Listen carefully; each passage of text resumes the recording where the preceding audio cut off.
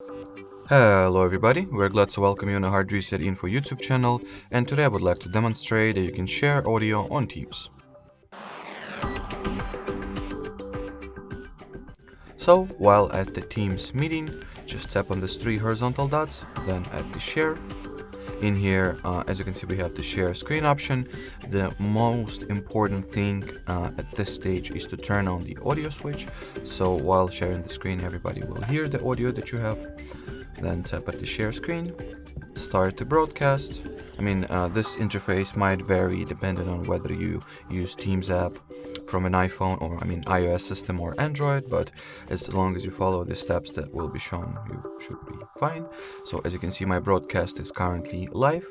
So now what you want to do is to open the audio that you wanted to share. Should it be a song or a video audio or whatever is that, and just play it. And everybody will hear it in the conference.